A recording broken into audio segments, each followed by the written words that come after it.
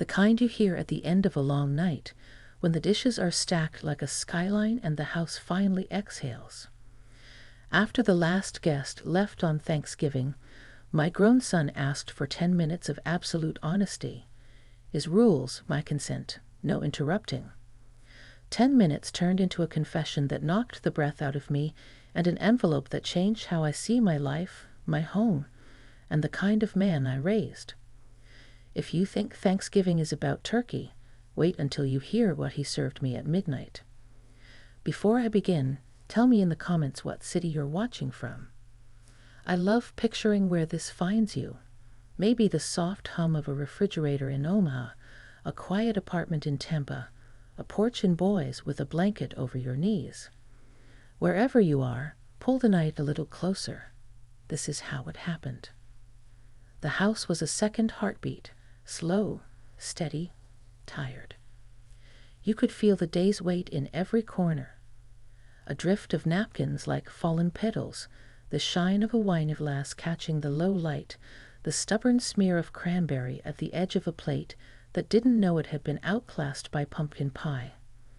I moved through it with the practiced rhythm of someone who has hosted more holidays than she can count. Rinse, stack, wipe, breathe. Rinse, stack, wipe, breathe. Until the kitchen looked less like a battlefield and more like a promise that tomorrow would be ordinary again. My son Daniel stayed behind without being asked.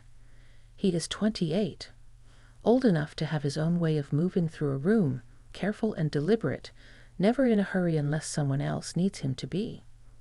He used to knock things off counters with those long arms. Now he could load a dishwasher in his sleep and make room for one last plate like he trained for it.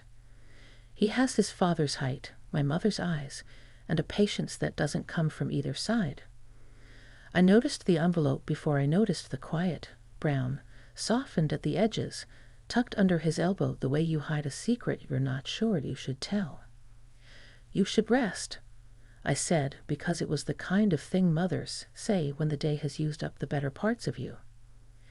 I will, he said, but his voice had that careful shape it gets when he's standing on a truth. Can we sit a minute? We sat at the table we've eaten over for 15 years, the wood a mosaic of our mistakes. The faint ring where a too-hot mug taught us about coasters, the scratch from the year we assembled a bike with more hope than instructions. In the living room, the TV kept a low companionship. Football highlights nobody was watching. Faces painted in colors that meant everything to strangers and nothing to me. The porch light let in a courthouse square of November dark, and somewhere distant, a neighbor's dog objected to the quiet. I need 10 minutes, he said, placing the envelope between us like a truce flag. But I want to do it my way. No interruptions. Just let me say it, and then you can say anything you want. Deal? The word consent never used to make an appearance at our table. But the older I get, the more beautiful it is, the way it clarifies everything. I nodded. 10 minutes. Your way. He took a breath that looked like a lift off. I've been unfair to you? He began. Not in the yelling way. That's never been us. But in the quiet way. Pretending I had everything handled when I didn't. Pretending I wasn't worried when I was. I thought I was protecting you from my messes, but I was really protecting my pride. He looked at his hands the way people look at maps when they're lost. Do you remember last winter, he said, when the heat cut out for 2 days? We made it a game with extra blankets and hot cocoa, and we pretended we liked it. I told you it was the company. It wasn't. I missed a payment. I didn't want to say I'd taken a job that didn't pay what it should, and I didn't want to say that I was ashamed of needing help. So you froze with me because I wanted to look like a man. Something old in me flinched, the part that would rather go without than make someone I love feel small. I held the instinct to apologize like a glass figure I might drop. This was his 10 minutes, not mine. he went on. And this spring, when you were between contracts, I watched you stretch $1 into a week. I saw you cut coupons like you were trimming roses. I told myself it was temporary, and I told myself not to interfere because you've always been able to make things work out. But I kept hearing Dad's voice in the back of my head, take care of your mother. And I kept wondering what that meant when the person you're trying to take care of has been taking care of you since the day you inhaled air. He lifted the envelope and tapped it with his finger, a soft, nervous metronome. So I did something. A few somethings. I picked up nights at the distribution center. I sold the truck. The truck. It wasn't expensive, but it was his, a patchwork of weekends and oil-stained jeans, the first thing he bought that nobody else touched without his say-so.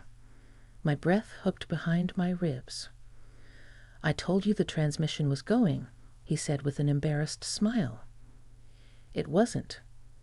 I sold it because the numbers didn't care how much I loved that engine.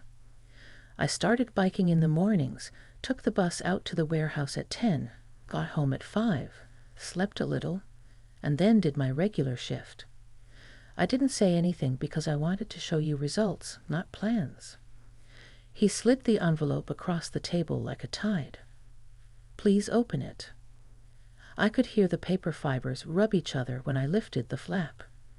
Inside there was a receipt, a printout with the kind of official font that refuses to be dramatic. Property tax, PAID in fuel. It had a date from 2 days ago. The number in the lower corner was the kind of number that makes you do the math 3 times because dignity hates being grateful. Below it, another sheet. MORTGAGE. Prince IPLPAYMENTAP lied. Not everything, but a chunk. 3 months ahead. A breath you didn't know your lungs had been saving. The room tilted, not the dizzy kind, but the kind where the old picture frame of your life is straightened on the wall, and you finally see how crooked it had been. Gratitude and guilt crashed into each other like waves figuring themselves out against rock. He raised both hands. No, don't say you're sorry. This isn't a rescue. I needed to do something that made my own spine feel true. And I need to ask you for something tonight, and I couldn't ask for it without telling you what I've been doing. It felt dishonest. My 10 minutes were almost up, and I was halfway to reaching across the table to tuck him back into being 5, into putting my chin on top of his head, into saving us both from whatever was coming. But the rules were the rules, his rules I'd agreed to, and there is dignity in letting someone speak all the way through their truth. I've been seeing someone, he said, quiet as a house when the wind holds its breath. Her name is Maya. We met at the warehouse. She's steady. She makes lists for fun. She's got a laugh that sounds like she's been holding it in all day and finally remembers it belongs to her. She has a little boy. He's 6. His name is Eli, and he's teaching me that Legos are a lifestyle, not a toy. I haven't told you because I didn't want you to think I was replacing anything. But tonight, after the last plate, I realized Thanksgiving is about telling the truth about what you're grateful for while you still have the nerve to say it. I'm grateful for them. I'm grateful for you. And I need your blessing to try to make this into a real family. He glanced at the clock, a small smile ghosting his mouth like a sun that wanted permission to come back. One more thing, and then you get the floor. He inhaled. I got into the fire academy. It's in March. I've been training before dawn. I wanted to be sure before I told you, because I know you carry the weight of the world on your shoulder like it was sewn there, and I didn't want to add a dream I couldn't cash. I can defer a year if you need me here, but I hope you'll let me go now. I'll still help with the bills. I budgeted it. But I need to do the thing that makes me feel like I'm pointed in the right direction. The dishwasher clicked into a new cycle, a soft knock-knock-knock like distant conversation. Somewhere in the vents, the heat stitched a warm ribbon through the room, and my throat remembered how to swallow. "Time," he said gently. "Your turn." What I wanted to say, first, was that I was proud in a way that made memory reel backward, past the truck and the taxes, past the years we learned to laugh without explaining ourselves to anyone, past the mornings I tied his shoes so snug, he complained, even as he ran faster than he knew he could. I wanted to say I loved the man who chose to do the right thing while nobody was looking. But what came out was a laugh that tasted like tears and an apology I rearranged midair into gratitude. "Okay," I said, gripping the edges of the table like a starting line, truth for truth. I told him I hadn't been sleeping well since August, that I had been making a show of cinnamon tea and warm baths while I lay awake calculating the angles of disaster like I was back in algebra. I told him I'd hidden the property tax notice in the cookbook I never use because nothing bad can happen among recipes that start with butter. I told him I'd been embarrassed to admit that the kind of independence I raised him to have sometimes leaves a person lonelier than she expected. He listened the way you hold a newborn, eyes steady, hands ready, nobody else on the planet. When I stuttered into silence, he didn't rescue me with a joke. He waited, and the wait turned my words back into something I trusted. I said I missed his father, not the arguments, not the silence, but the ordinary choreography of sharing light bulbs and carrying groceries together and knowing there was another pair of shoulders around for the things that were too heavy for one. I said I was afraid to meet anyone because I didn't want to bring a stranger into the apartment like a tornado disguised as a bouquet. He nodded as if he could see the dust on my fear. Then it was my turn to ask a favor. "Say Maya's name again," I said, as if that would anchor her to our table. He did. "Say Eli's too." He did, and somewhere a future opened its eyes. We moved to the couch, because confessions belong to tables, but plans belong to soft places. He told me how he'd started running stairs at sunrise, the city pinking up around him like it had been rehearsing all night for this moment. I told him about the job listing I had saved, but was too proud to forward, the one with the flexible hours and the health insurance that felt like a small miracle in a big year. He said we could sit with the numbers together on Sunday, that there's nothing weak about two sets of eyes on a spreadsheet. I wanted to kiss his forehead for turning adulthood into a team sport. We took our coats and stepped onto the porch the way you step into church, aware of your breath and your bones. The air was cold enough to taste, thin silver notes of frost playing at the edges of everything. The neighborhood had settled into post-feast quiet, only the occasional engine rolling past, a window glancing light, the lonely rustle of a leaf that didn't know the party was over. He leaned against the railing, hands in pockets, and I saw how beautiful steadiness is when you aren't too busy to admire it.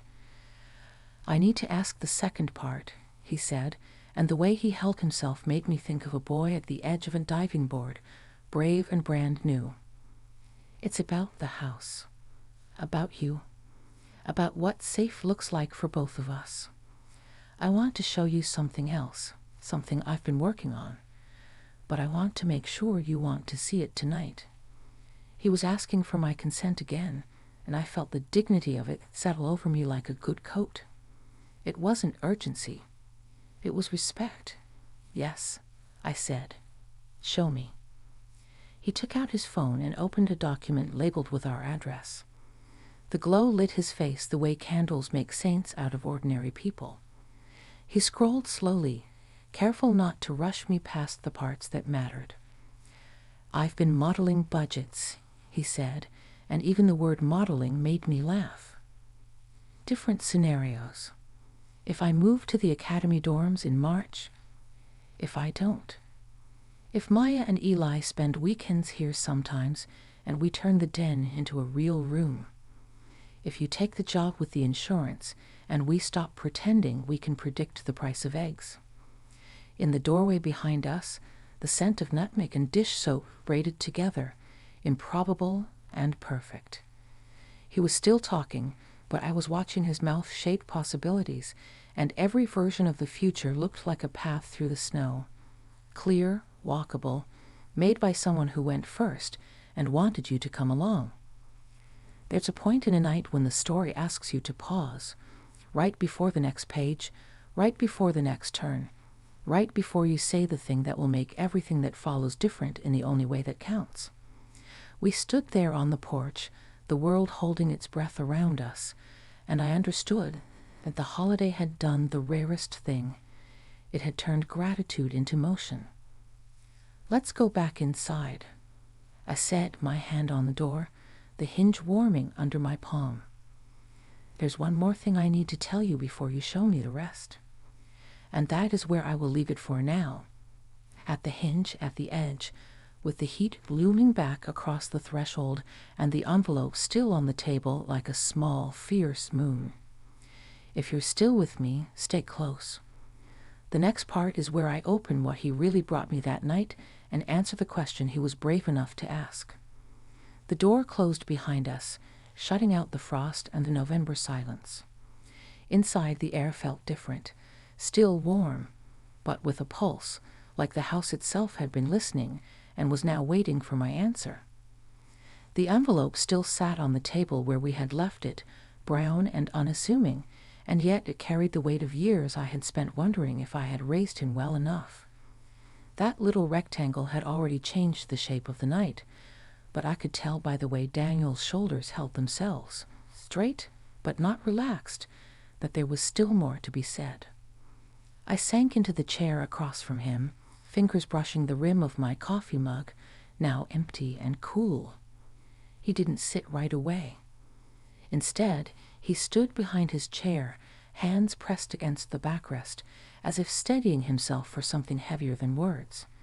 His eyes searched my face, cautious but determined, like a man about to place his heart in someone else's hands. "You said you wanted to tell me something," he reminded gently, giving me the room to begin. It's strange how, in a single instant, your mind can scatter in 100 directions.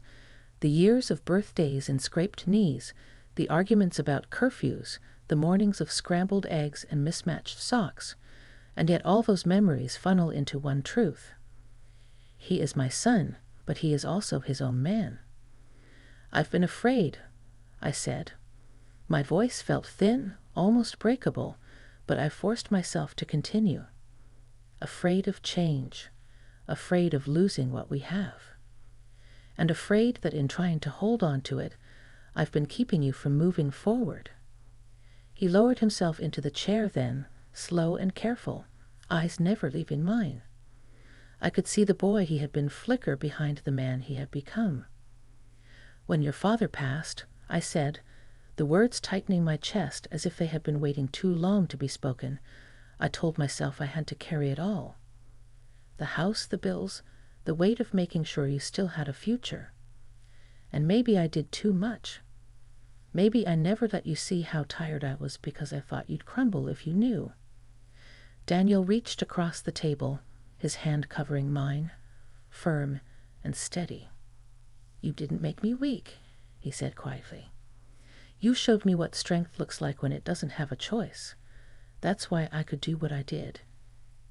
Tears stung my eyes, and for once I didn't hide them. There was no shame in crying now. Not in front of him, not tonight. He leaned back, finally letting his own breath out. "There's more, Mom, and I need you to really hear it." I nodded, bracing myself. "I want you to meet them, Maya and Eli. I want you to know them, not as some hidden part of my life, but as family, because that's what they are to me already." His words came steady, but there was a tremor underneath, the kind that comes only when the stakes are as high as love itself. The name Eli sat on my tongue like something fragile, something that belonged in the house already. A little boy. 6. I pictured small shoes by the door, Lego bricks under the couch, laughter spilling down the hall like music. The idea didn't scare me. It humbled me. "I'll meet them," I said, my voice firmer than I felt. "I'll do more than that. I'll welcome them." Relief washed over his face, softening every line of worry. "Thank you," he whispered, though it sounded more like a prayer than gratitude. We sat in silence for a while, listening to the hum of the dishwasher and the creak of the old pipes. Life, in all its ordinary noise, wrapped itself around our extraordinary moment. Then Daniel broke the quiet again. "Mom," he said, pulling a folded sheet from his pocket, "there's one last thing I want you to see."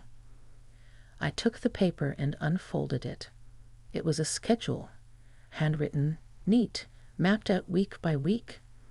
His shifts at the warehouse, his study blocks for the fire academy, time set aside for Maya and Eli, and in the middle of it all, bright underlined boxes marked Mom. Dinner on Wednesdays. Sunday morning coffee. Grocery runs, if I wanted. He had carved me into his future as deliberately as he carved out his dream.